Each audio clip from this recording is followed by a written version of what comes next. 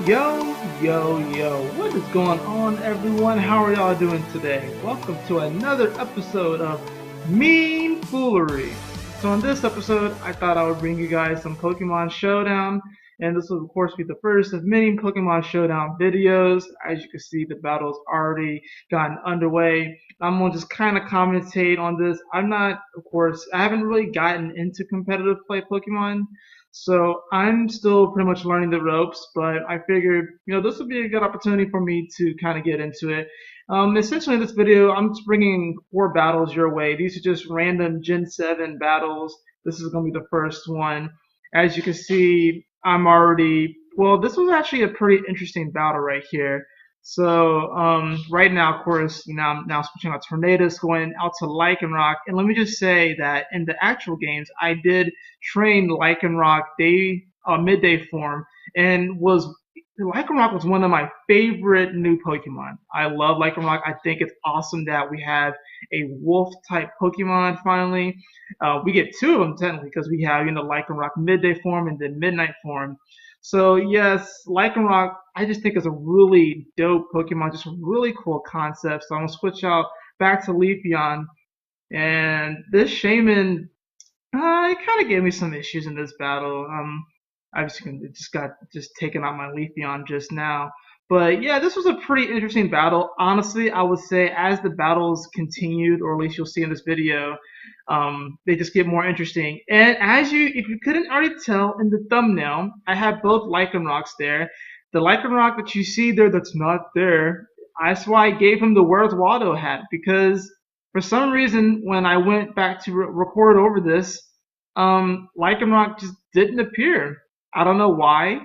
I don't know where Midnight Form went. I don't know if he's eating milk and cookies. I don't know if he's howling at the moon. I don't know what's going on, but he decided to not show up for this battle. So, his other bro, Lycanroc Midday Form, just sitting here like, yo, what's going on here? What's going on, guys? But, yeah, that's essentially why I gave him the Where's Waldo hat in the thumbnail. So as you can see, we actually had Mienshao, the evolved form of Mienfoo right here. Missed on the air slash, that was so clutch. And then I end up getting the knockoff, so I take out the Shaman right here. There were a couple of matches that were like that where I essentially was able to get away with the win just because of these clutch misses and some of these clutch hits actually too. But Lycanroc, I felt, at least in this battle, was the MVP. That's what I essentially did. I took the MVP from each of the matches that I thought, and I threw them in the thumbnail. That's just how I just took out the verbatim. And this right here was actually pretty awesome. Resisted and got the critical hit. So I got almost half the damage on this Terrakion. I was really impressed with Lycanroc, as I've already was when I first got Pokemon Sun. So really awesome. I'm glad I was able to get this win. I'm not sure. I probably could have taken him out with Rayquaza if I did it correctly. I don't know why. Like I said, I'm still learning the game and stuff like that as far as like competitive play. But I'm able to. I actually still thought I was going to lose here. I thought he was going to take me out with this Earthquake, but wasn't able to. And then Ninetales comes and cleans it up with that Solar Beam. So yeah, that was the first match that went in my favor. So yeah, and that one I have to say that the MVP definitely has to go to Lycanroc. I think he KO'd three of the Dragon Glaceon's Pokemon. So which is also a very cool username. So Dragon Glaceon, if you happen to be watching this, kudos to you for having a dope username. So yeah. So here you go with the second battle on the way. Lead off with Tornadus. They lead off with Gumshoes. As I said, this is random, so I kind of just go with whatever Pokemon brought to me. They send out their Articuno, which happens to be one of my favorite Pokemon. You will see Articuno actually featured in that first episode when I do the my favorite Kanto Pokemon. You'll see Articuno appear there. Then he brings out Kingler, which I think Kingler is a really dope Pokemon. I've always liked Kingler. Of course, he comes in and takes out Probopass, so I go back to Tornadus. And I actually made the mistake here of bulking up twice. You'll see that. Which honestly, I think this is actually what cost me the match. I think I could have won if I just kept the one bulk up, and you'll see why. Reuniclus just gets totally destroyed by this X Scissor, and then I mean I get the Calm Mind up, and I figured he was gonna make that switch, but yeah. So I mean it's that slow speed, can't do anything there.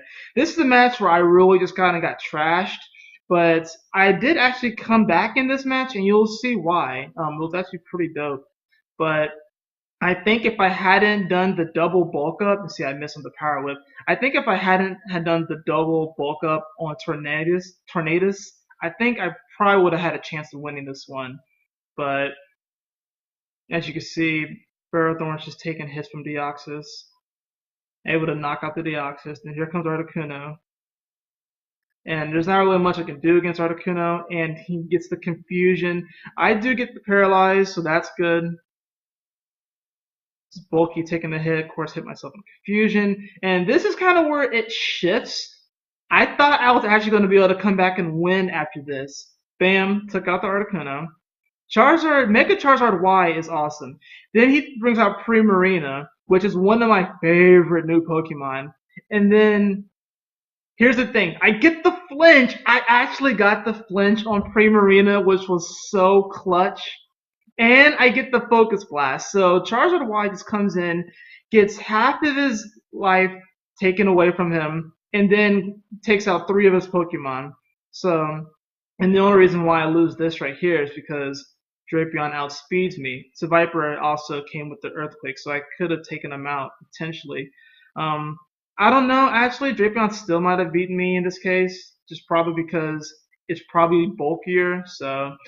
That was a close match, but Mega Charizard Y, definitely the MVP of that match for my team, just because coming in, bringing it back to a close match, taking out 3 of their Pokemon, I thought was really, really freaking sick. So, yep. Now for the third battle. Leading off with Napoleon, they lead off with Wobbuffet, immediately get the Toxic off. He tries to counter, but that doesn't work. Another counter because I just decided to roar this guy out. So he brings in his Zoroark and immediately switches out to Ariados. Didn't get the burn on the Ariados like I wanted to. 2 skulls and it just didn't yield. They get their sticky webs out and a Sucker Punch. And then I come back with the Scald to finish off Ariados. This was a pretty good match too. I would say as the matches went along, or at least you'll see in this video, that they got progressively better. So they bring out the freaking Beast Toxapex, trying to get me with these Toxic Spikes, but I do clean that up later. We get a Mega Gyarados coming in here, get the Dragon Dance off, and then I get the Toxics on Gyarados as well. So I do have a couple of definitely, I would say, clutch moments in this. And I too have an Ariados. I was gifted with the Ariados. I'm able to suck up the Toxic Spikes. I think that honestly is probably one of the better plays of the game. I almost made Ariados the MVP of this match, but you'll see why it ends up being this guy. Yes, the infamous Rotom fan with the balloon, which makes no sense, absolutely no sense. But anyways, Rotom fan, or at least in this match for me, was a beast. I can't speak, guys, so forgive me. So yeah, you'll see as the match progresses. So I'm able to get a pretty super effective Thunderbolt out. Luckily, I have Flying Mon, so that Toxic Spikes doesn't really hurt me that much. They bring in Tropius, which Tropius was a little bit of a pain in this, only because it has that Harvest Citrus Berry, which is really freaking awesome. I like Tropius. Tropius is a pretty dope Pokemon. I bet the bananas on its neck taste really, really good. I bought some bananas today at the grocery store too, so yeah, I guess I'm just in the mood for bananas. This match was bananas. Seriously though, can someone explain to me why they give Rotom the air balloon on Pokemon Showdown? Like, why is that like a thing? Like, seriously, why is that a thing? I don't understand it. But it's all good. It still works out. They bring Wobbuffet back in, loses its speed because of the sticky webs, and it's toxic. So there are definitely some clutch. I mean, you can almost make the argument that Empoleon could have been the MVP for this. Ariados for sucking up the original Toxic Spikes. That was a big thing as well. But Rodon Fan really just did work for me in this match. Just really did. It was great. I get another Thunderbolt off here. Haze doesn't really do anything to me. I'm pretty sure the other person kind of realized that. I mean, I just kind of had him in this one. And, of course, with these random battles, it is sort of luck of the draw, but, I've gotten some, I guess, not the strongest Pokemon. I mean, it's random, but you work with what you get. And I think the thing I love about these random battles, I think, of course, I'll eventually will build up my own team on here, have a couple of teams, and I'll run with those on these Pokemon Showdown videos. But the thing I love about random is kind of like that old episode of Pokemon where they went to the what was that Pokemon? It was like some sort of like trainer thing, right? And they got random Pokemon that they had to get right. And what was it? Ash got Weezing, Arbok, and Meowth. So I think it's kind of cool just to see what you draw and how you can bring out the power of each Pokemon. Because as you can see, Rodon Fan in this match just did a pretty good job for me. Still don't understand that air balloon. Like, come on, guys, come on. And for the final match of this video, we got Sir Salad 9132.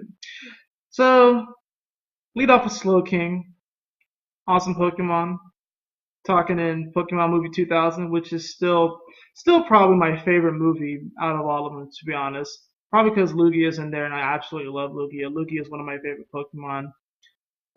If you have been on any of my other channels or have ever seen me anywhere else on YouTube, you know that I actually have a Lugia stuffed doll, so you will definitely be seeing him on the channel sometime soon. Bring out Cacturn right here. I think Cacturn was it? I think he has a pretty creepy Pokedex entry.